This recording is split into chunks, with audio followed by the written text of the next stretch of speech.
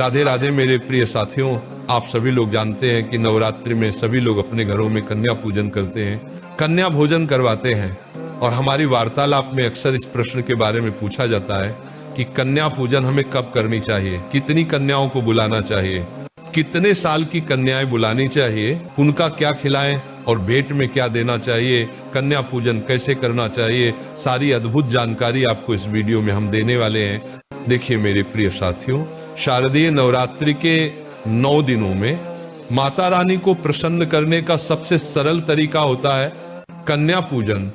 और कन्या पूजन को आपको सही तरीके से करना चाहिए। देखिए साथियों, जब भी आप कन्या को अपने घर पर बुलाएं और वह आपके घर पर आए तो सबसे पहले आप उनके पैरों को किसी पात्र में जरूर अपने हाथों से धुलाएं। और अगर आप चाहे तो दूध और गंगा जल भी इस जल में मिल सकते हैं। और साथियों, बाद में इस जल को आप अपने पूरे घर में छिड़क सकते हैं और बचे हुए जल को किसी पेड़ में जाकर डाल सकते हैं।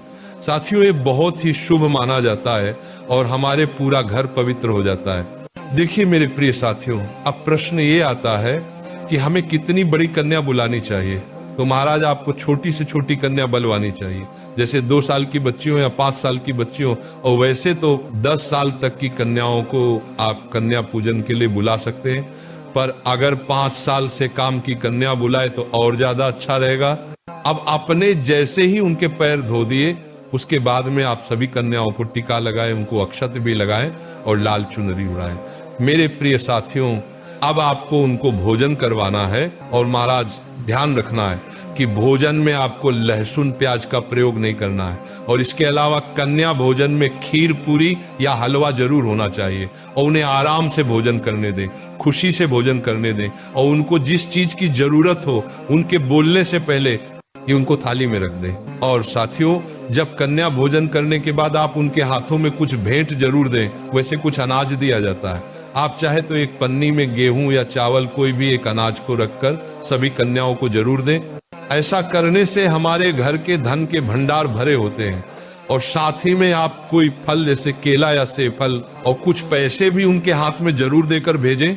मेरे प्रिय साथियों, अब हम बात करते हैं कि आपको कन्या कितनी बुलानी चाहिए। तो देखिए, वैसे आपको 9 कन्याओं को बुलाना चाहिए और साथ में एक छोटे लड़के को भी जरूर बुलाना चाहिए, जिसको हम लंगागुर बोलते हैं।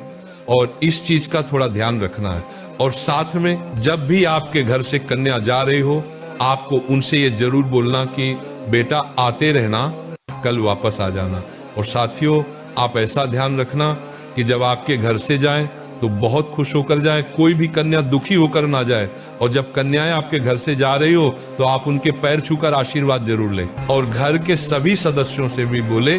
और जाते समय आप उनको खेल खिलौने दे सकते हैं, गुड्डा गुड़िया दे सकते हैं जो उनको पसंद हो, जैसे चूड़ी, कंगन, कलर्स, रबर बैंड्स, बहुत प्यारी प्यारी चीज आती है जो आप उन्हें गिफ्ट में दे सकते हैं। और कन्या पूजन में सबसे ज्यादा जरूरी होता है उनके पैरों को धुलवाना, उनका तिलक करना, उनको चुनरी उड़वाना, उनके पैरों का आशीर्वाद लेना और जाते समय उनके हाथ में कुछ तोहफा देना। तो साथियों, इन चीजों का विशेष रूप से ध्यान दें। और मेरे प्रिय साथियों, हम तो ऐसा ही आशा करेंगे कि आपकी यह नवरात्रि बहुत ही ज्यादा खास रहे। मेरे प्रिय साथियों का आखिरी में ये प्रश्न आता है कि हमें कन्या पूजन कब करना चाहिए। तो देखिए साथियों, विशेष रूप से नवरात्रि के 9 दिनों में से आप किसी भी एक दिन कन्या पूजन करवा सकते हैं, आपको पूरा फल मिलेगा। पर कन्याओं का पूजन करने का नवरात्रि में 2 दिन बहुत बड़े माने जाते हैं, अष्टमी और नवमी तिथि, क्योंकि इसी दिन लोगों के घरों में अष्टमी और नवमी पूजी जाती है। और ज्यादातर लोग अष्टमी के दिन ही कन्या पूजन करवाते हैं। तो आप चाहे तो कन्या पूजन अष्टमी या नवमी के दिन भी करवाएंगे तो भी कोई परेशानी नहीं। बाकी 9 दिनों में से किसी भी एक दिन कन्या पूजन करे, कोई परेशानी नहीं।